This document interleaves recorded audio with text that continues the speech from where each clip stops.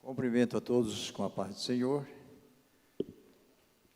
Para iniciar a Escola Bíblica Dominical, hoje, dia 10 de maio de 2020, eu quero já convidar a missionária Sandra Regina, que vai ser a professora, e desde já eu quero incentivar você em casa, que não perca esta lição muito riquíssima, maravilhosa. Então, você não pode perder um segundo sequer desta lição. Então, vamos aprender mais um pouquinho da Palavra de Deus na manhã desse dia. Missionária Sandra. A paz do Senhor, irmãos. Bom dia a todos. Nós vamos estar ministrando hoje a 6ª lição, que é o tema diz, um chamado ao arrependimento.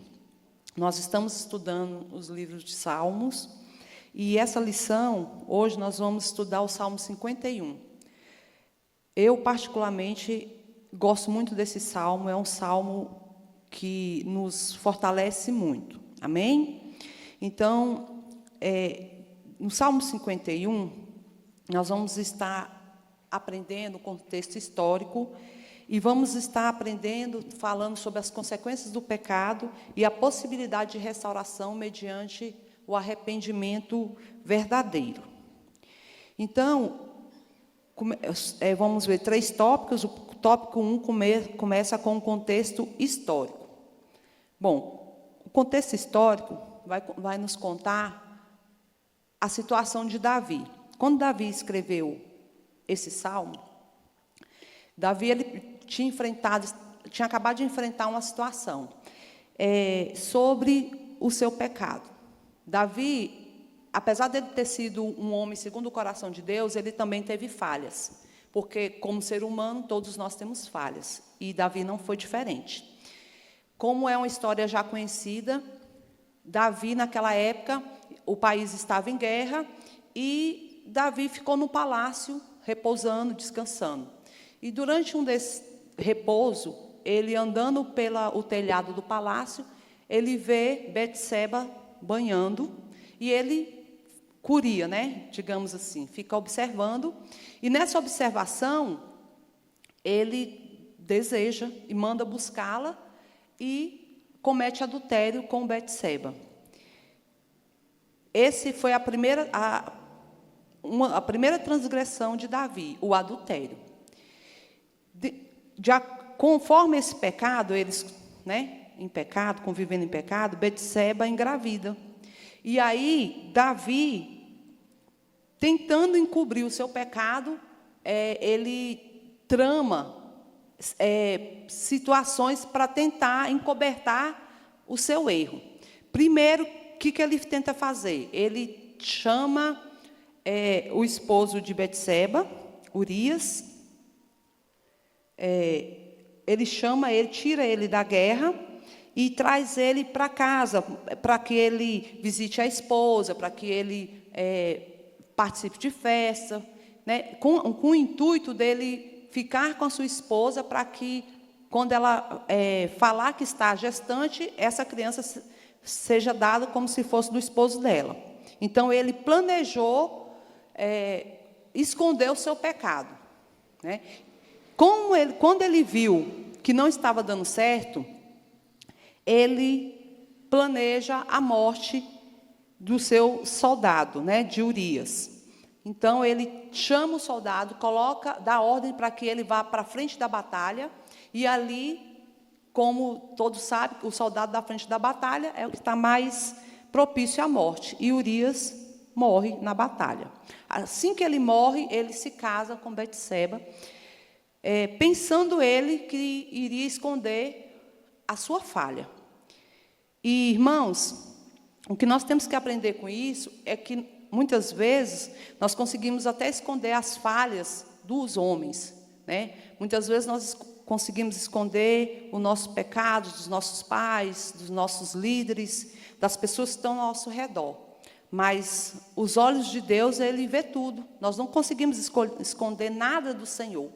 E assim foi com Davi. Então, o Senhor estava ali só observando Davi. E então, um certo dia, Ele envia Natã, o profeta, para falar com Davi e para castigá-lo, né? E Natã fala com Davi, traz uma parábola para Davi, como se fosse assim, ele conta uma história, que tinha um homem muito rico, e ele olhou para a vinha daquele homem mais pobre, que a vinha dele era bonita, e né, o homem foi lá e desejou aquela vinha e pegou para ele, porque ele tinha o direito, por ele ser rico. E então ele pergunta para o rei Davi o que aquele homem merecia. E Davi, logo afoito, responde que ele merecia a morte. E então Natã diz a ele que era isso que ele sofreria, né? Revela a ele que aquele homem era ele, que ele, como rei, desejou a esposa do seu servo, do seu soldado, e foi lá e pegou, achou que por ser rei teria direito. E dessa forma, o Senhor começou não vou falar um juízo, mas Davi pagou um preço, né, pela sua falha. Então, essa é a história de Davi, né, o seu pecado, quando ele leva ele a escrever o Salmo 51. Porque o Salmo 51, o versículo 1, ele já diz: tem misericórdia de mim, ó Deus, segundo a tua benignidade. Apaga as minhas transgressões, segundo a multidão das tuas misericórdias. Então, quando Davi escreve, aqui ele já tinha acontecido todo esse fato, ele já tinha sido julgado, o Senhor já tinha mostrado a ele que o pecado dele não estava encoberto, e chama ele ao arrependimento. Então, no ponto 2 aqui, que diz o caminho do arrependimento, a revista traz e nós vamos aprender que nós precisamos ter arrependimento, né? E nesse caminho do arrependimento, passa aqui por 3 pontos. Primeiro, reconhecimento e confissão do pecado. Nós precisamos reconhecer que somos pecadores, reconhecer as nossas falhas, para que a gente venha alcançar o perdão, para que nós venhamos conseguir nos arrepender. Primeiro nós precisamos reconhecer que pecamos, confessar esse pecado. E com Davi não foi diferente, da mesma forma, né? Davi cometeu a falha, e aí, quando ele viu o que ele tinha feito, assim, bateu, assim, a ficha caiu, né, digamos assim, ele sofreu muito, ele ficou muito entristecido. E ele reconheceu esse pecado dele, né? Ele confessou, ele colocou diante de Deus a sua falha. No verso 4 diz: contra ti somente pequei, e fiz o que a teus olhos é mal. Então, ele conseguiu reconhecer que o pecado dele estava diante de Deus, estava ali, o que ele iria fazer, né? Que ele tinha pecado contra o Senhor. Então, precisamos ter a sensibilidade de reconhecer as nossas falhas, porque se ninguém consegue se arrepender, confessar e deixar o pecado, se não há um arrependimento. Nós precisamos buscar o Senhor, e buscar o Senhor não só como um Deus de prosperidade, um Deus que cura, buscar o Senhor não somente como esse Deus de amor, mas também como um Deus que perdoa, um Deus que sara a alma, um Deus que nos leva ao arrependimento, tem misericórdia e nos perdoa. Segundo passo que Davi fez, ele confessou, ele foi confessar o seu pecado, né, diante do Senhor. No versículo 7, no verso 7, ele diz assim, ó, purifica-me com isopo e ficarei puro, lava-me e ficarei mais alvo do que a neve. Então, Davi, o pecado dele consumia tanto ele estava assim, tão arrependido, porque é isso que o pecado faz no homem. Quando nós pecamos, quando a pessoa está no estado, vive em pecado, porque também nós precisamos entender que todos nós somos pecadores. A nossa natureza, nós temos a natureza pecaminosa, nós somos seres humanos e somos pecadores, mas a diferença é que nós não podemos viver em pecado, né? A gente pode cometer uma falha, às vezes, né, fazer assim, cometer algum erro. Por isso, a necessidade do arrependimento e da confissão, porque nós não podemos continuar, permanecer no pecado. Você ter uma falha e permanecer ali, achando que o tempo vai apagar o pecado, que você vai esconder aquilo ali, ninguém está sabendo e está tudo bem, e continuar a sua vida. Não. Como eu já falei aqui, as pessoas podem até não saber, mas o Senhor sabe. E o pecado, ele vai matando a pessoa aos poucos, porque a pessoa vai se sentindo constrangida, oprimida, angustiada. É isso que o pecado, ele oprime a pessoa. E só quem pode libertar o homem desse sentimento é a confissão, ele confessar, ele reconhecer que ele pecou, reconhecer que ele falhou e confessar a sua falha. Confessar para quem? Confessar primeiramente a Deus, e dependendo do seu pecado, dependendo da falha, você tem que procurar também um líder, a sua liderança, conversar, né, para estar orando junto, para que o Senhor, né, venha, para que seja ministrado sobre a sua vida, né, o arrependimento mesmo, a fim de que o inimigo não venha te acusar, não tenha acusação sobre você. Amém? 2.3 diz assim, ó, o perdão não aniquila as consequências. Outra coisa que também nós precisamos ter bem definido nas nossas vidas, que o fato de pedirmos perdão pelos nossos pecados não significa que está tudo certo, tudo limpinho, vida nova e não vai acontecer nada. Não, vamos com calma, não é bem assim. Nós pedimos perdão ao Senhor, vida nova sim, o sangue de Jesus nos lava de todo o pecado, mas as consequências do pecado nós temos que pagar, nós temos que sofrer essas consequências. Davi, ele sofreu o prejuízo do seu pecado. A palavra diz que a primeira consequência que ele teve foi que aquele filho que Betseba estava gerando, ele morreu, ele não nasceu, né? Ele morreu, já ainda no ventre. A palavra também diz lá no livro de 2 Samuel, também fala que o mal veio sobre a família de Davi. Por ele ter cometido esse pecado, após essa situação, a família de Davi sofreu muito por causa dos seus pecados.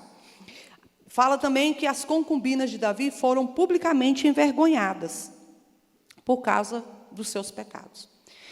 2 pontos que nós devemos observar é que o perdão de Deus, ele libera o nosso acesso a Ele. O que afasta o homem de Deus é o pecado. O pecado que afasta o homem de Deus, que não nos deixa sentir a presença do Senhor, os nossos pecados. Então, quando nós pedimos perdão, quando nós confessamos, isso é quebrado, essa muralha do pecado, essa muralha da separação, ela é destruída através do perdão, através da confissão dos nossos pecados, do arrependimento. E o outro ponto é que, mesmo sendo perdoado, sofreremos as consequências dos nossos pecados, né? Por exemplo, se a pessoa era um assaltante, e ele aceita Jesus, confessa Jesus como seu Salvador, o Senhor vai perdoá-lo dos seus pecados, A palavra de Deus diz que o Senhor joga os nossos pecados no mar do esquecimento, mas as consequências dos seus atos, das suas atitudes, ele vai ter que pagar. E que será o quê? Ele vai prestar conta com a justiça. Se ele era um ladrão, com certeza ele vai ser julgado, às vezes vai ser até preso. Isso aí, né, são as consequências. No ponto 3, fala dos pedidos do salmista. Um ponto também que Davi sofreu com o seu pecado foi as consequências internas. Esses pontos que eu falei agora, da sua família, seu filho que morreu, né? Isso aí foram consequências externas que Davi sofreu, as consequências do seu pecado. Mas Davi sofreu muito mais com as consequências internas. O que é essas consequências internas? Foi a angústia, né? Davi ficou muito angustiado, muito atribulado. Ele se sentia culpado o tempo todo. E outra coisa, ele não sentia mais a presença do Senhor, né? Porque ele se sentia tão envergonhado que ele não sentia a presença do Senhor. Então, com isso, depois que Natã esteve com ele, oraram, falou tudo o que Deus faria com ele, a palavra de Deus diz lá em 2 Samuel que ele se dobrou, se rendeu, né? Dobrou-se com a boca no pó, orou e adorou ao Senhor. E foi uma atitude estranha, porque eles pensaram: nossa, mas você acabou de perder seu filho, né, a sua criança morreu e você está adorando. Mas foi o ato dele. Por quê? Porque ele viu que o Senhor já tinha dado a sentença a ele, que o Senhor já tinha posto sobre a vida dele, ele estava pagando o que ele fez pelo pecado dele, então só restava realmente adorar. Ele aceitou o que o Senhor trouxe sobre a vida dele. Mas mesmo assim, ainda com isso, ele se sentia angustiado, ele queria ter certeza que ele tinha sido perdoado dos seus pecados. Então ele pediu 3 coisas para o Senhor. Primeiro ele pediu sabedoria, ele pediu ao Senhor que lhe desse mais sabedoria. O verso 6 diz assim: eis que amas a verdade no íntimo, e no oculto me fazes conhecer a sabedoria. Então, sendo sabedor que Deus ama a verdade no íntimo do coração do homem, Davi, ele desejou ser mais sábio, né, para estar lidando diante dessas situações, diante do pecado, diante das situações difíceis da vida. Somente com essa sabedoria é que nós também conseguimos escolher o bem, entre o bem e o mal, né? Que nós vamos saber sair das situações que vêm sobre as nossas vidas. Nós precisamos ter a sabedoria do Senhor, né? Para estar vivendo, passando por esse mundo. Porque nós estamos no mundo, nós estamos aqui nesse mundo, mas nós não somos daqui. Nós temos que passar por aqui. E tudo que há no mundo vem, e se nós não tivermos sabedoria, nós nos contaminamos, nós nos misturamos, e nós não podemos estar misturados, porque aqui não é a nossa pátria. Amém? E 3.2 diz também que Davi pediu ao Senhor que o purificasse. Purifica-me com isopo, versículo 7, né? Davi, ele queria ter certeza que ele tinha sido realmente perdoado. Então, o isopo, ele é uma planta que ela era usada para expurgar a culpa. Era feito sacrifícios e pegava aquela planta e emergia ali no sangue da oferta, né, do animal que estava sendo sacrificado, e aspergia, quer dizer, molhava todo o altar com sangue. Isso significava purificação. Isso era um ritual que, se os irmãos quiserem aprofundar o estudo, Levítico 14 tem bem detalhado. Então, Davi, ele fala para o Senhor: purifica-me com isopo e ficarei puro, lava-me e ficarei mais alvo do que a neve. Então, Davi, ele tinha esse desejo, o desejo de se sentir limpo novamente, de se sentir puro, porque ele queria voltar a sentir a presença do Senhor, que foi o terceiro pedido que ele fez, o 3.3, né? Ele queria voltar a sentir a alegria da salvação. Então, queridos, às vezes nós falamos assim, todo crente tem que ter a certeza da salvação, certeza de que é salvo. Precisamos ter essa alegria. E é verdade, porque quando nós temos o Senhor na nossa vida, quando nós temos essa certeza, nós somos diferentes. E essa alegria, a alegria da salvação, ela é uma alegria diferente. Ela é uma alegria que nos aproxima, né, de Deus, que é uma alegria que nos motiva a continuarmos na presença do Senhor, que nos motiva a estar de pé, a vencer o mundo, né? Não é uma alegria temporária que você vai para uma festa, se diverte ali, está naquele momento com amigos, e quando você sai dali, muitas vezes, sai às vezes até chorando, por causa do vazio do coração. Mas é uma alegria do Senhor, né? E temos que aprender também que essa alegria, ela é um dos frutos do Espírito. E sendo ela do fruto do Espírito, nós temos que buscá-la. Dia após dia, nós temos que estar buscando esse fruto.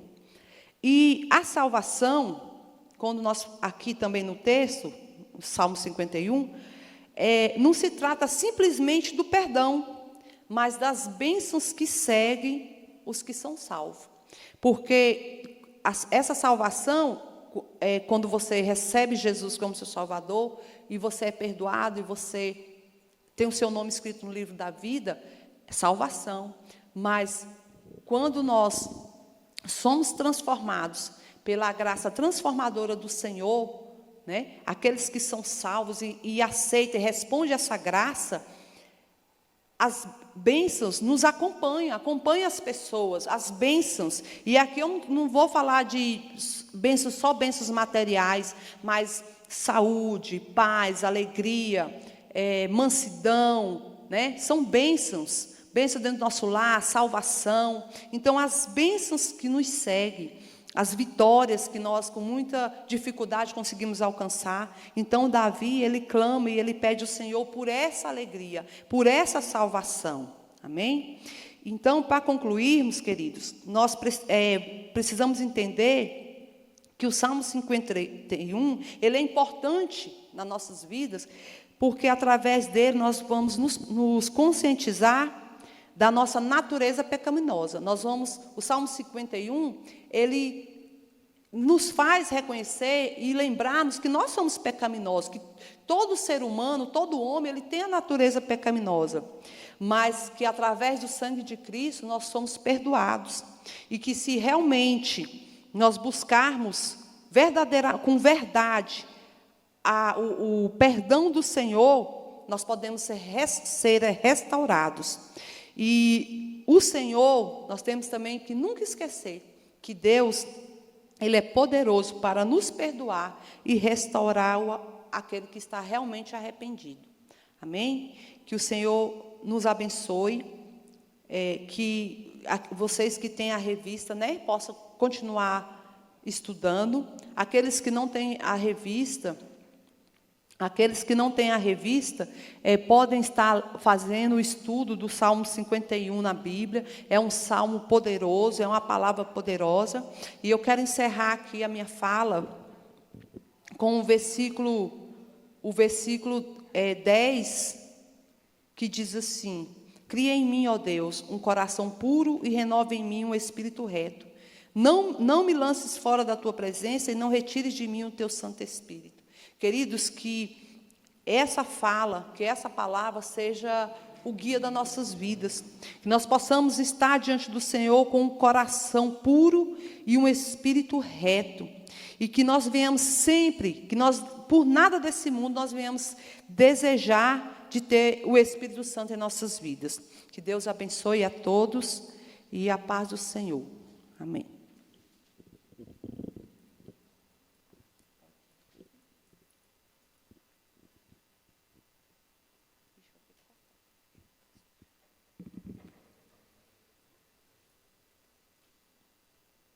Graças a Deus.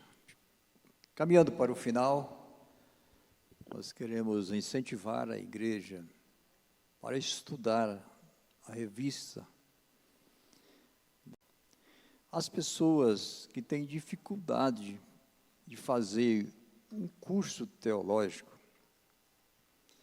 mas se ele for assíduo da escola bíblica dominical, estudando a revista em casa e dedicando, ele já está fazendo um curso, porque na revista, dentro do trimestre, você percorre muitos textos na Bíblia e você aprende a cada dia dentro da palavra de Deus.